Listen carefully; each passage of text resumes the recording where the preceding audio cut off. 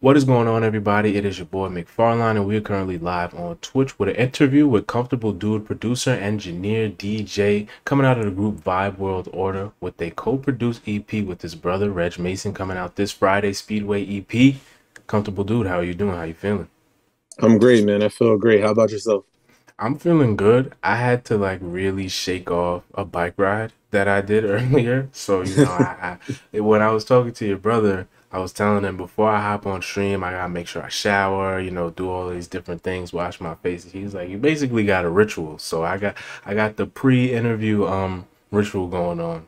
But I'm feeling good. Yeah. I'm feeling good. Thank you for being here. Thank you for making this time and to sit down and talk to us. I know you got a lot going on between your production, between Vibe World Order, working with your brother. So I'm excited to just really dig into all of this. And I'm gonna start you off with a softball question. All right, just Okay. just because it's your first interview, I don't want to rattle the horses too much. But where did you come up with the name Comfortable Dude? Where did that come from? So my name used to be Cozy High Roller a couple years ago, Hmm. and that was like a play off of Riff Raff, the white rapper. Yeah, but then as time went on, I was like, that's not cool to like not have your own identity. Right. So like, I got rid of it, and I started typing in like, all right, what are different words for cozy? I'm Hmm. like, all right, comfy, comfortable. So it was gonna be like comfy guy or comfortable guy or something. But then I just was typing it in Instagram because I was like, I just want a name that is one word on Instagram that I could just like say it spelled the same way and Right. comfortable do it was free and it ended up Mhm. just sticking. Everybody was like, yeah, no, that works. Okay. And, So it seems like real stars aligned for you to get that name. oh yeah, yeah, for How many sure. years have you been operating under it? Maybe two. Two. Do Yeah, you feel maybe like like when two or three. when you adopted that name, did you take on a new persona, a new production style? Were there like steps leading up Yeah. to this? Yeah. So when I switched my name, that's when the group became a thing. Hmm. So like it was always like a loose thing. We just kind of worked together. But as Right. time went on and we started to take things more serious, and I wanted to be more serious as a producer because I produced a long time alone. I never produced with artists. I never knew how to produce for artists. So as I wanted to just develop my own identity, yeah, it was like, all right, I need to have my own name, not attached to anybody. So let me start with the name. Then let me start with the production style. I wanted to just develop my own identity as an Mhm. artist. And yeah, so the name came and then the music followed right after. Do you feel like 2, 3 years after rebranding yourself, essentially, how are you feeling about that? Do you feel like you did what you wanted to do? That was the best decision I've ever made because it forced me to take myself more serious and made me it forced me to take my actions as a producer more serious than I did before. Because I'm like, I felt like having a name that was the play off of this guy who's kind of like campy and jokey. I was like, why would I want to be associated with this man anyway? No Right. disrespect to Riff Raff, he's great, Right. but it's like, Yeah. why would I want to be associated with something that isn't as serious as I would like to portray myself? Right. So it's like, even though the name is a kind of like, it's fun and it's light, it's like, I still want it to be a feel with the name as well. Right.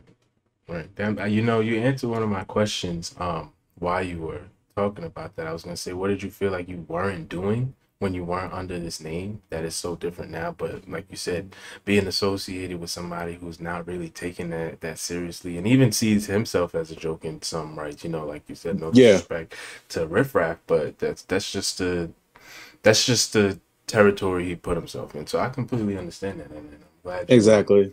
you're an open book about that. But you said that this name came about at the start of Vibe World Order.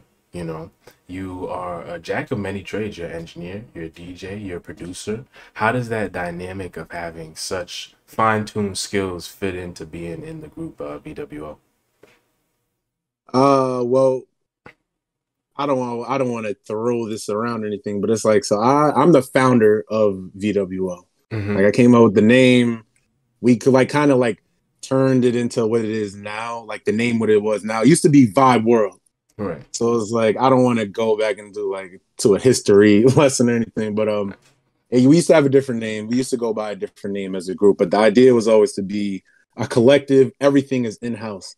I don't like doing anything. I don't like doing anything where I have to give it and entrust it into someone else. Hmm. So the idea was always for Reg and I, yeah, yo, let's learn how to do absolutely everything. And ends up working out to answer your question. Like I don't know if how Reg feels about me saying this, but we were just working on Speedway last night. We just completely finished everything last night. Right. So it's like if if we didn't know how to, if I didn't know how to engineer, if I didn't take the time out to learn how to do everything, there was no way we'll be able to last second make changes, add things, Yeah. mix things, master things. Like the control automatically leaves your hands when you Right. have to like, all right, well, I have to send it back to this guy. Or, yo, I really don't know how I feel about this song anymore. I don't. I had a different idea for this, but I can't do it anymore because I have to send it back to the engineer. So Right. like it just gives us a lot more creative opportunities when we can do everything ourselves. And we're like, oh Yeah. yeah, well let's just record it, set the mic up. Yeah, let's just do it real quick and fix it and send it back out.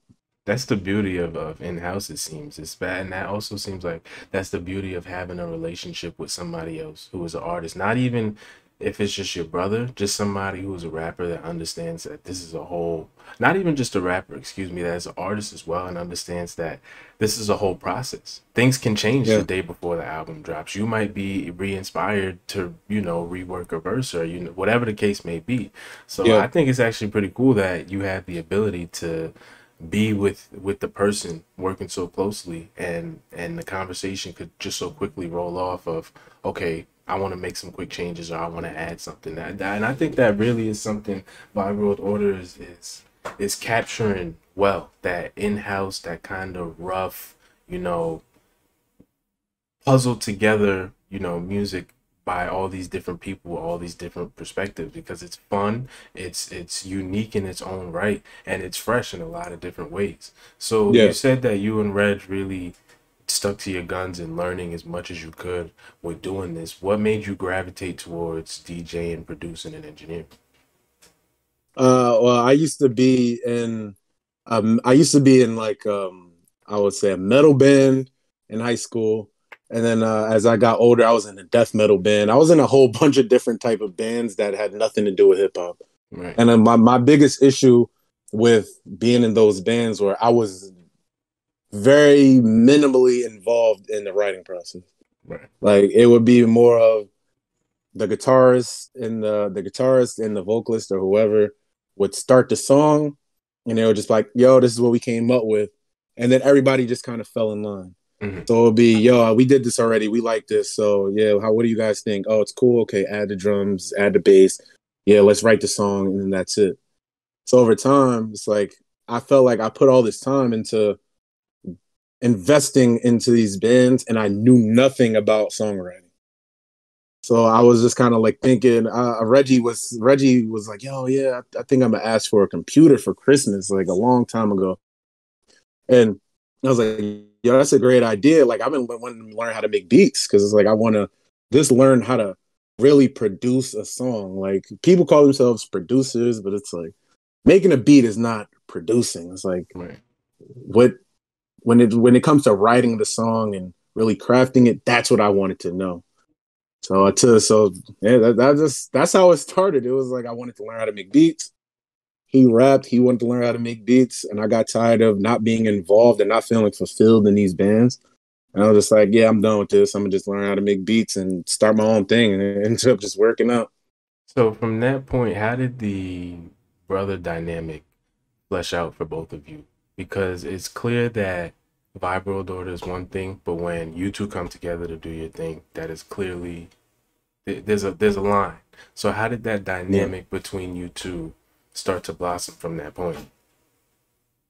Him and I have always been close, and it was through, I guess, my mother always stressed the importance of like, yo, you guys are brothers. You guys need to act like it. You guys need to hang out. So even from a young age, or from him being a young age, I would always bring him to those shows, and he would come see my band, and he would come places with me, and we would listen to the same music. And it just turned out that the music that I was getting into through a friend, his name's Pat, he would show me LP and Killer Mike way before they became Run the Jewels. And Reggie just so happened to be into LP and Killer Mike and Aesop Rock and all these rappers that I listened to separately, and we had no clue that we both listened to. Right. It just ended up working out because we listened to the same, almost the same exact music. Yeah. So it just like it was like seamless. It was like we don't have any reservations other than like certain artists where it's like, nah, I'm good. But we're on the same page when it comes to music, like as fans. So it was like it just was easy as far as making music. So with that dynamic, it seems like Reg clearly leaned more towards using his voice, being vocal. What is the importance of production to you, and why did you lean specifically to that side with this dynamic? Uh I personally believe not everyone is cut out to express themselves through words. And Mm, not through music, not just only through music, just in general, through conversation. It's like they see someone get angry because they can't express themselves correctly. And it's just I tried to rap as well. Like him and I rapped for a long time together. And it just was I just realized early on that I didn't express myself the way he did through words to say I didn't express myself the same way through words. mm, Like it was a struggle for me. So it's like I just realized that I could express myself a lot easier through sounds and learning chords because I play the guitar, play the bass. So it was like I knew chords, I knew how to play, kind of like loosely know how to play the piano. mm. So it was just like a lot easier and it felt a lot better expressing myself through those sounds. So the importance of the production off of that is, if you have a producer that understands what I just explained, where it's like, yo, your music can be expressive. You don't have to just make a beat that everything doesn't need to slap and everything doesn't need to hit hard. Then you get people like we spoke about yesterday. Is like people will feel that you're trying to relay a message through Yeah, those sounds without you saying any type of words. And I exactly. think that's just very important if you do it correctly. Yeah, yeah.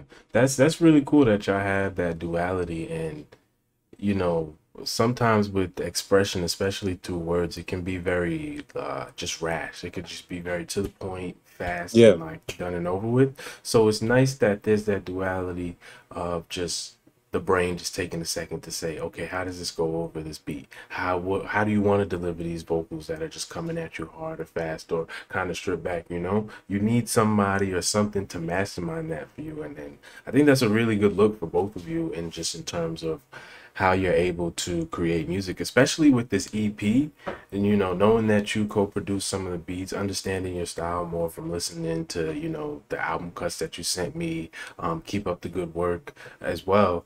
um you just see that compliment, you see that duality come through his expression, the beats, and it comes full circle. So I really like that about everything that you're doing. But now I want to dive more into producing for you personally. As a producer, do you find yourself wanting to be classified as something more than that? No, no, no. I think it's funny when people are like, "I'm not a rapper, I'm an artist," and I'm a no. I understand what I am.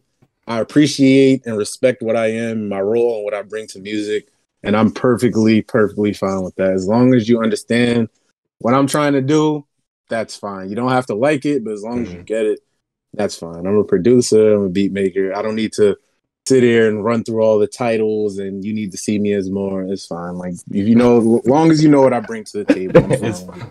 it. Okay, that's good. So that honestly leads us into our next question perfectly. I was listening to your beats all yesterday, all today as well, and you clearly, like you just said, know how to relay a message through your beats, through your music, through either the tags, either the chord progressions, either the production or the percussions. You clearly know how to, put all of that out there, and it's extremely polished, and it's some really fresh ideas. So I wanted to ask you who your influences and what are you listening to get a lot of these ideas and just make something that's really pleasing to the ear, and driving uh people to listen to more when you make it. For a long time, it was Kanye West. I think everyone says like every producer may say that for a really long time, it was Right. Kanye West. Then it became as time went on, obviously like Dilla and MF Doom and Madlib. But like as of recent, I really like Honorable C Note, Okay. and he produces. I don't know if you know, but he produces all of like Two Chains music. He's like really big in Atlanta trap, along with like Southside and those guys. I really like that guy in particular because he knows how to make drums that are just so hard and complex, but he still at the same time uses chord progression and uses just the right synthesizers and just the right sounds as a whole, where you don't feel like you I don't well, I'm not gonna say you, but I don't get the feel of he made this in 10 minutes just to do it, to send it to Future, and that's it. Right. Like his songs sound to me like he really sat and really gave it a lot of time and really gave it a lot of thought and effort before he finished the beat and sent it off to whoever it was. And I really like that guy because I feel like if you're learning how to make beats and you listen to his music and you really sit down and understand what he's doing, it's like you'll just appreciate production so much more, where everything doesn't have to be like an easy bake oven where you throw it in there, you make it real quick, you throw it in there, and it comes out the Mm, other side done. right. Like that guy is great. That guy is like really great. Would you say that he's one of the influences that make you pay more attention to detail with your with your beats? Yeah, yeah, for And sure. what and your want to make these beats correctly, would you say that stems from that influence as well? Uh, nah, I can't say that. But the want to make my beats correctly is more of I don't want to embarrass anybody in the group or anything like that. I never Right. want anyone to rap over anything, and someone's like, "Well, the raps were cool, but I don't know, that beat could have been a little bit better." Hmm. Do So does I that guess, expectation affect you at all? Being in a group and working, I mean, 7 people is a lot. That's a lot of yeah. different voices and thoughts. So, do those expectations coming from 6 other people at time become overwhelming? Uh, no, no. I'm gonna say no. No, it does it because at this point, like I'm confident in my sound as a producer, so I know the only thing that'll happen is, yeah, like I like it, but it's just not for me. Right. So I never like make something that I'm like, oh man, I don't know if they'll like it, or I'm just like, oh well, I like it, so I'll find something to do with it. So where's that line for you when you're making work with VWO and you're working on something like the album that you're telling me that you're working on? uh, elaborate on that, like the line. So, you know, you may make a group project with the group, right? And you produce, let's say there's 12 tracks, you produce 6 of them, and you bring them these whatever, and they're like, I don't like these 6, but you like you just said, I like these other 6. I'm not Yeah. explaining this. Let me start over. Let me start over. Take your time. Take your time. I'm So listening. just essentially because there are things and themes that you explore on the album that I listen to that wouldn't necessarily be explored or done with a group project because that's not what it's for. That's not, what you want to do. So when you're making and creating, when do you say to yourself, okay, this is for VWO and this is for me? Or is there no line? Is it just blurred and you just kind of pick and choose as you see fit? So it's funny that you say that because the first time I ever produced a beat that the group rapped on, I you have sure you listened to our first project. We only have one project. It's one Yeah. EP out. Yeah. So that beat, Les is running. That is the first beat that I made that they rapped over, and that beat was meant to be for my own personal music. Hmm. So it's like I I think everybody was here. That was around the time we did Afropunk. Everyone was here. Everybody, we were all working on music. My mom is like completely okay with everybody being at our house. We're that house where it's like, yeah, it's okay if everybody comes over, work on music. My mom gets it. Hmm. But I was just playing it and I was showing Jacob or Tony, like, yo, I'm working on this project. This is something that I made. And then I think Guinea heard it and he was like, yo, what's that? I was like, oh no, that's for me. He's like, Right. send that to us. So it's like I've just learned aloud now that like there is no line because I'll make things that are like, yo, this is for the group. I mean, this is for the group, or this is for me. And then it ends up switching where it's like Hmm. it may be something that I meant for the group, and then nothing came of it, and then I end up taking it. And then there's a song like that's gonna be on the group's album where it was like I made that to get Jacob on it and another friend of mine, Hmm. but Jacob ended up sending it to our group chat, and then now it's a group song, and Right. it's nothing like we've ever made for the group. Right. So like I'm just fortunate enough to be involved in music with a bunch of people where there is no line or boundaries where it's just like, nah, I don't think that sounds like they don't think that sounds like it's for the group. There are some beats where like, nah, I don't think that's our sound. But now I'm starting to get into a groove where I'm like, okay, I'll send this, and if it turns into something, it just does, and if it doesn't, it doesn't. Teriyaki, the song that we put out that did very well. Yeah. I did not make that for it with intention of it being anything. I made that beat in maybe 15 minutes. Okay. Like I just did it real quick. It was super rough. I just did it real quick because sometimes I'll make beats when I'm practicing. I'll just make a bunch of beats and I'll just every time I make them, export them and I send them to the group and I'll just send them to the group like, yo, if anybody want to rap, here you go. Hmm. And then Well, it ends up turning into something. So like, yeah, to answer your question, there is no line.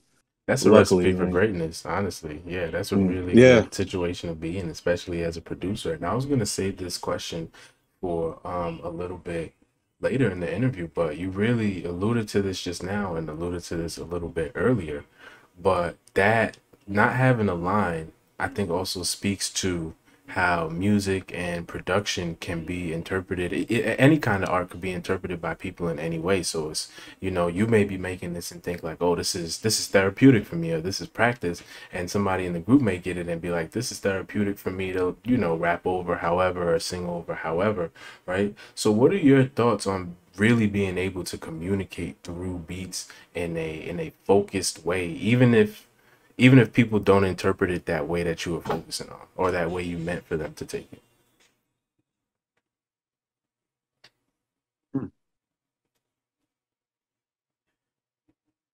Yeah, I don't know. Can you repeat the question? I'm trying to see it. I'm So, trying to keep it. I'm sorry. no, I'm that's trying to okay. like So just what do try you to put think? that What are together. your thoughts on really communicating through beats, even if your focus wasn't necessarily what a person may come to you with? What if you may make a beat where Uh, you're like, this is therapeutic, but another person may think like, I don't know, this made me angry, just as an example. Yeah. I'm completely fine with that, and if their interpretation of it is different than mine, I think that's great. And it's like if it ends up becoming a beat where yo, there's gonna be vocals on this, maybe we could find a way where we meet in the middle in the writing process where it's like, Hmm. all right, you can get your point across through anger, but it doesn't have to be aggressive. Or, Hmm. yo, I like this. So it's like, how about we find a middle ground where it's like, instead of if you feel like yelling on this, how about you write it in a way where it's like, all right, well, you're still yelling, but it's not any type of, aggressiveness on the song or it's just, it becomes up to the writer, I guess, if I'm answering that correctly. It becomes up Right. to the more of the skills of the writer. But then as me as the producer, I can explain that in a way where it's like, yo, how about we meet in the middle and then we really break this down and figure out how this should be done over this beat because this is soft, but it gives you an emotion where you feel angry. So let's try and meet in the middle and And figure this out so you're happy and I'm happy. are these conversations that the group and just you as a producer, when you're working with anybody, are having often? The only person I really work closely with is Reg. Hmm. For as long like I don't want to give away our secrets, but it's like a lot of the times like we send the beats out and it's like whoever the person is, they'll come with their verse, Hmm. and then it'll be a conversation afterwards. Hey, I don't think that fits. Yo, Hmm. I think you should do this again. Yo, I think you should do this differently, or yo, let's do this differently. But all of the guys are just so skilled at this point where it's like they don't really do anything too often where it's like, yo, nah, that missed the mark. So like that conversation isn't really had other than yo, that doesn't fit. Right. So do you feel like as a group and with that dynamic, y'all are really good at making those quick decisions and whatever's on the cutting room floor at the end of the day, nobody is like, oh, I wish I did this or something like that? We're getting there. I think Mm, as time goes on, we're getting there. Musicians and artists are sensitive people. right. So it's like no one wants to hear like, nah, I didn't like that. But at the end of the day, you're gonna have to accept the fact that someone's not gonna like what you did. Mm, So it's like if it just doesn't work, it just doesn't work. And it's like, all right, on to the next one. It's like we're gonna make a ton of music, we're gonna make a ton of songs. So it's like, okay, but it's time, like I was saying before, as time goes on, people will become more comfortable with, that sense of rejection almost, for and for lack of a better word, where it's like, yo, if it just doesn't work, it doesn't work, and you're just gonna have to take that person's advice that they didn't like it and it doesn't fit, and this is why. okay. So let's go back to the EP for a second. What was that, the Speedway EP, excuse me. What was that Hmm. experience like just getting started and getting to the finish line, really? Once again, I don't ever want to minimize anything, but it was extremely easy. Yeah, it was so easy because a couple of those tracks. So we did the album, and like you were saying before, is like the album has been in the works for years now, and Yeah. partly because we did the album already. Okay. This album Yeah. has been done, but it was totally different. No song from the last album is on this album. And around the time that we did it, it was around Afropunk. So we were just kind of like, nah, this doesn't make any sense to put this out at the same time we're doing Afropunk. Like we need to just focus on the group. Hmm. So like as time went on, I was explaining to Reggie, like, yo, I'm thankful that we didn't do it because I'm a much better producer than I was a year ago. Like much better. So I was just making a whole bunch of beats and I would just keep sending to Reggie. And Reggie's like, yo, I like this. And he would send me a song back, like Mm, with it yeah. by that morning. If I sent it that night, by the morning I would have a song. But and by the morning I would have a song. Like every time I sent the beat, I would have a song. So eventually Reggie's like, yo, I want this album to be this many songs, but I don't know what to do with the rest of them because I like them. And I was just like, yo, why don't we just either do a deluxe, which is kind of whack, I think. I'm not too big a fan of the deluxe, Yeah. Yeah. but I was like, or we could just do an EP. So it was like a couple of the songs, maybe two of them were already done, and then Reggie just took Reggie. Ola was already made. Two of the other songs already made, and the last two, Reg made the beat for them. So it was just so easy, and like he loves this, so it was like he did it in no time. Hmm. And then it's like everything just fell into place. The artwork, shout out Lou Palace. The artwork, he came down from New York. He shot everything. It was as seamless as it could possibly have been, bro. Yeah. Like as seamless and as easy as it could have been. It was Well, how so does it was so simple. how does that ease make you feel? Because it takes a lot of work to get there. And I mean, even though this EP is coming out this Friday, y'all have been working together for years. Vibe World Order, Yeah, like you said, it was a thing before it was what it is now. So yeah. do you take pride in that ease? Are you happy about that ease? Are you worried about it? Like how does that really make you feel? I don't think I ever sit back and really think about it. It's like I just because as you start to be taken more seriously as a group and as an artist, and as time goes on and people take you more serious and you take yourself more serious, you're just focusing on the future, on what needs to be done. Right. You just know there's always more that you have to do. So that ease and those successes don't even feel like ease and success because you were there for the work that was done beforehand. Right. So how does that play into you making your own stuff? Because you're working on an album. And I think I asked you this yesterday, but do you have a working title for this album? Oh yeah, so the first one was Good Work, and this one is Mhm. gonna be In Good Night. Okay. Okay. I Yeah, like that. and comma Good Night. So like just off the title, that's why the music I sent you, Hmm. it's a totally different vibe from the first one. Yeah, definitely. Yeah. 100%. Um, so with that, with making this album, right? It's a challenge to take beats, and we've been talking about this whole time, and make them be focused, make them, move with a purpose. What has that been like for you making this new album and just continuing to work on Hmm. I don't want to say easy, but that? it's been easy because I haven't been consciously working on it. Hmm. Like I haven't sat down and like, yo, I'm gonna work on my album. Like when it comes to me, it comes to me because I was really, I was a really big advocate for the 10,000 hour rule. Yo, if I'm not practicing all the time, I'm not getting better. Yo, if I'm not learning how to do something else all the time and I'm not getting better. But it's like, I just, at this stage in my career, I just don't work like that anymore. Yeah, I'm like, yo, I need to sit down and practice. I need to sit down and do this. I just need it to be as stress free and as simple as it could possibly be. I needed yeah. the whole thing to just be easy.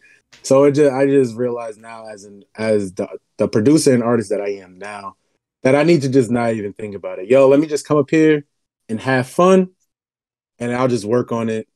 And if something comes from it, it does. If it doesn't, I just got some time in and it's like I learned how to do something else and that's it. But it's like I just need to enjoy the process 100%. That's why now, like, if I showed you the folder of like the ones that I sent you were just ones that I liked, but it's like Right. I have probably two folders because I've been working on it since last year. Hmm. So probably the end of the yeah. So once the EP was done, I started the album. I have so many finished songs that I'm just kind of like I could put it out whenever I want, but it just doesn't feel ready yet. Okay, I see what you're saying. Sorry, I was reading the chat for a moment. That's Um, okay. and I just lost my train of thought. Give me a second. I'm gonna get it back It's all together. right, man. Take your time. Okay, so that's a really interesting answer to hear from you because listening to the album is extremely focused. The album seems like it's carrying messages and themes of a couple different things. One thing that stood out from for me, and this is on the Keep Up the Good Work, is that's an EP, right? The Keep Up the Good Work. Yeah, it's EP. Okay. So from the Keep Up the Good Work EP, you have this tag on there. Ain't nobody scared of no police. And I thought it Yeah. was interesting that that is something that carried over from that album into the new one as well. Yep. So talk to me about that tag. What made you stick with that? Yeah. So that's my that has become my tag. I think I put that on a song once, and then everyone's like, "Nah, you got to keep that. That needs to be how you identify yourself on a Yeah. song."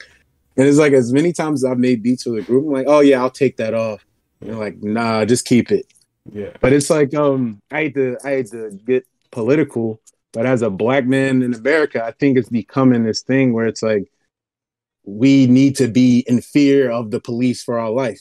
Yeah, Like, definitely. and no offense to any police or anybody like that, but I'll be damned if I'm gonna walk around in fear of a cop.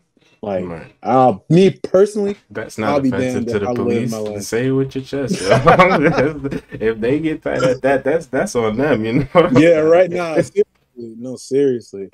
So it was like it was something so simple that I found in my computer. I don't know where it's from. I don't know what movie it's from. I don't know.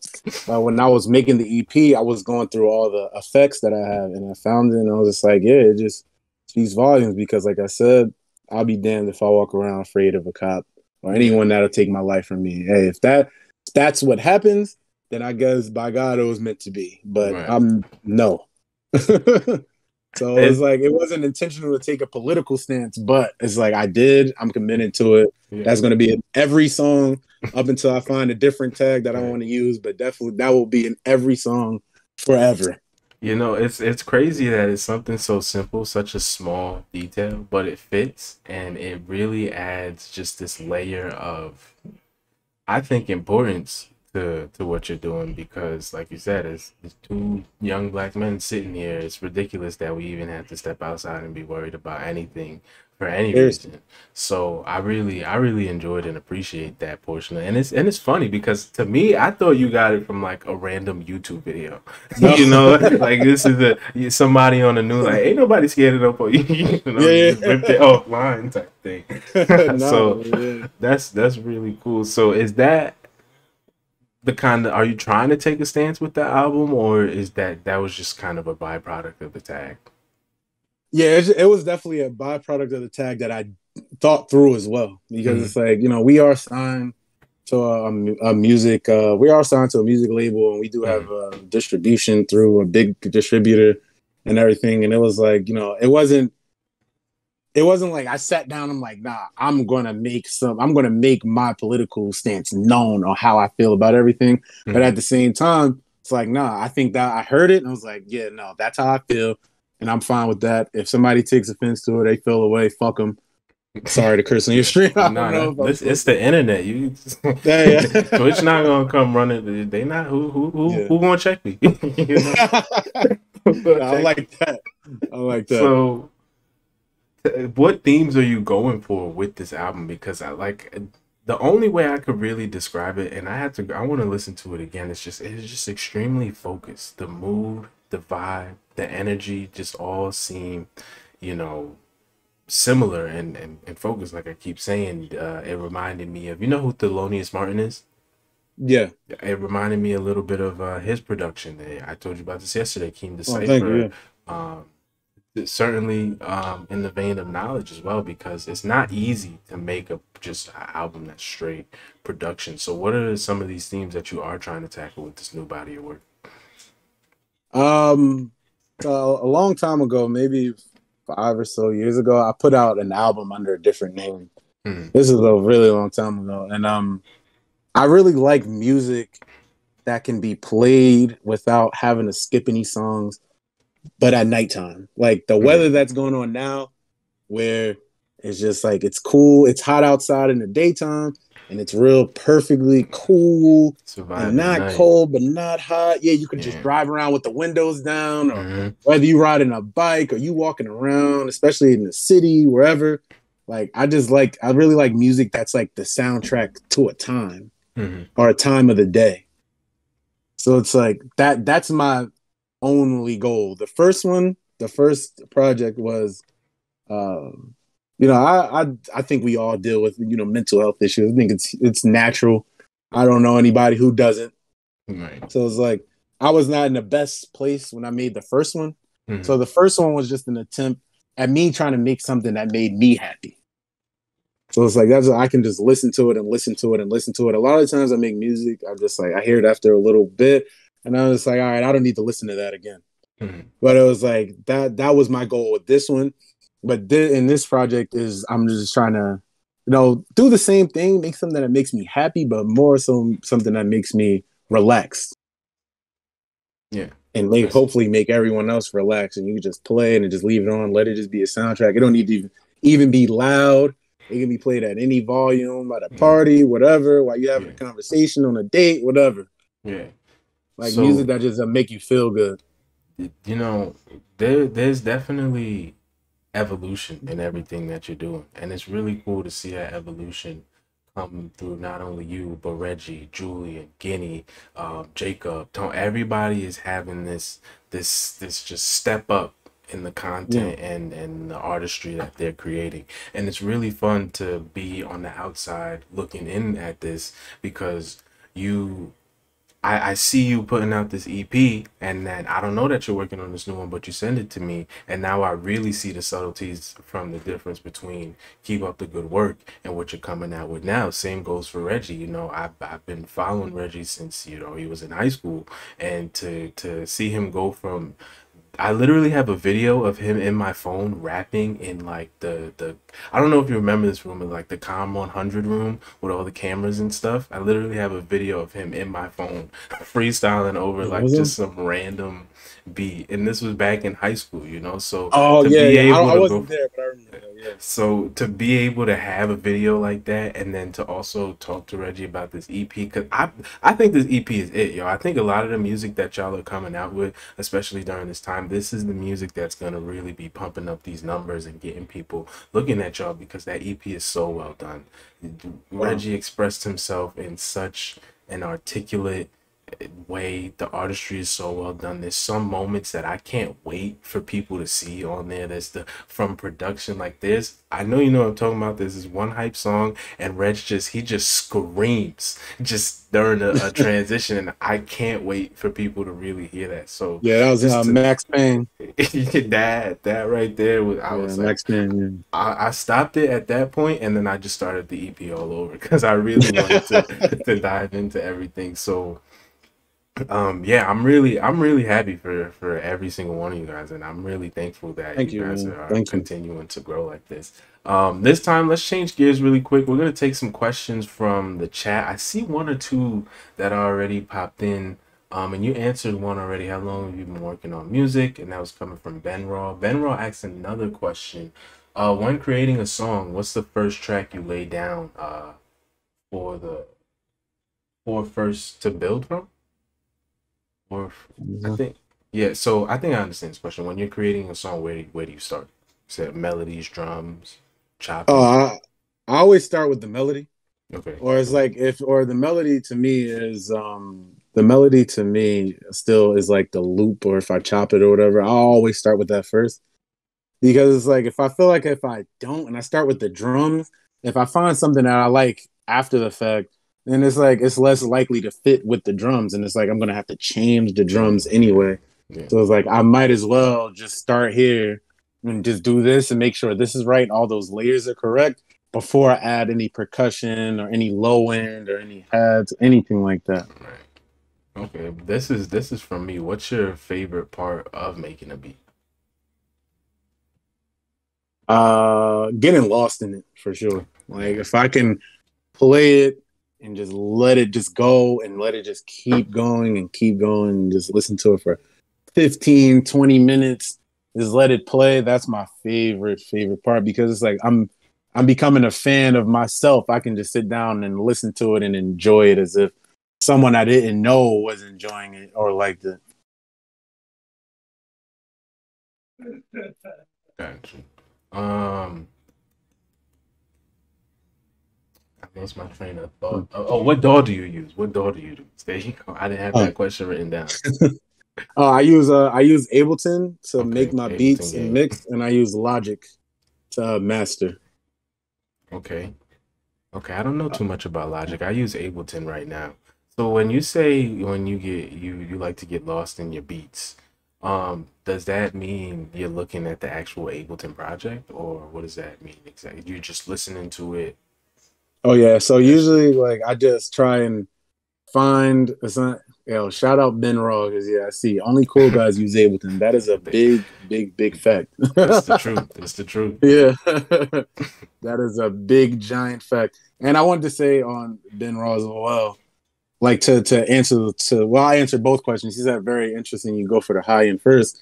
That's what I get lost in. The sound of whatever the melody or the sample is. I really enjoy that. Sometimes like I don't even add the drums, and that's what I did for my EP, and that's what I did for my album. A lot of those songs were made with me just listening to whatever loop or whatever melody I created without any drums. Like, and I'll just Mm, play it. I'll play PlayStation. I'll just do other things, and then I can just turn around. And I was like, all right, I have it still up. It's still playing. If I have an mm, idea, I can just go back to it and play it, or I'll just close it and come back to it. But it's like that's what I get lost in finding those sounds, finding the perfect sound, manipulating it the right way, chopping it the right way, pitching it up, pitching it down, like really just focusing on the sound of the beat rather than the drums. Most yeah. people like the drums just slap and they want the drums to hit hard and percussion and drums is important to them, but it's like that's completely just secondary for me. Mm. Like completely just secondary. Have you ever considered streaming yourself? Yeah, so I talked to Tony about it, and like I got a webcam, Mhm. and he was telling me about how to get a mic and get all these different things, and I just been dragging my feet on it. Like Yeah. I want to do it, but it's like I want to start when I know I'll be my most consistent. Yeah, that's definitely fair. Consistency is the Mm. toughest thing with streaming, you know? Stream Yeah, one of the things about streaming is I get where you're coming from, but you also just gotta do it. You know, yeah, for me, I had a little PlayStation camera, a PlayStation 4 camera starting out doing this playing like Modern Warfare when it yeah, first dropped, you know, and it was literally just because I said, you know what, I see people streaming and I could do 10 times better than this. So, and that's really like it's been history since then, you know. yeah. Almost 1,000 followers later, and all Wow, these man. different ideas and stuff. So it's been a lot of fun. I got one last question for you, all right? And this is a big one. This will really make or break the interview, all right? Okay. Are you a fan of Knowledge? Knowledge, Yeah. he's incredible. Okay. All right. And Cool. it's like coming from Jersey, it would be blasphemy for me to be like, Mhm. nah. Right. Yeah, he's okay. I don't really listen to Yeah, him too yeah, much, you right. No, know? no, that guy is incredible. And Yeah. my mom, like when I was way younger, showed me Music Soul Child. So the Mhm. fact that he has an album where he flips all these Music Soul Child songs is just Yeah. incredible. Yeah. Are you on his Bandcamp often or? Yeah, yeah, Okay. yeah. I Yeah, am. me I too. really like his Meek Mill projects, everything. That dude Me is too. Yeah. amazing. The And he's a genius. I VGMs. don't know how he even thinks Yo, of putting together those. I don't even. I was literally telling my mother today, I said, yo, this man, like, he needs to be arrested. Why is he so good at what he does? There's no reason for it. It doesn't make Yeah, any sense, yo. yeah, Just, man. this man is amazing. But, yo, comfortable, Yeah. dude. Thank you so much for the interview. I Oh, thank appreciate you you, for taking man. the time. It's no problem. I'm gonna get this exported up and on YouTube, but you've been great. You've been an Yeah, open book. I've learned a yeah, and lot. to answer Ben Raw too. Thank you. And the EP it comes out. The EP between my brother and I comes out Friday, Thursday Yeah. night, Friday, and then my own personal music is be coming out soon. So So no date on it yet. EP comes out this Friday. All right, you know what? I think we'll do a nice little listening party on Friday for the Speedway EP. It Oh comes out shit, man! Thursday Thank you. night at 12, Thursday night, 12 midnight. 12 midnight. Yeah, Okay, Friday. all right. I'm gonna organize something, get people together in here. We're gonna listen to that Speedway EP live on Twitch. All right, y'all heard it here first. Comfortable dude. Thank you so much for taking the time out to Thank you, speak to man. Thank you us. for having me. This was great. Yeah, Thank you. no Thank you. Thank problem. you. No problem. We'll talk to you again soon. Peace out. Definitely you too, bro. Thank you. Yeah, no problem. Thank you for watching this interview on my YouTube channel. If you enjoyed, please like and subscribe. If you would like to see more, go to twitch.tv/McFarlane. And I'll see you on the next video.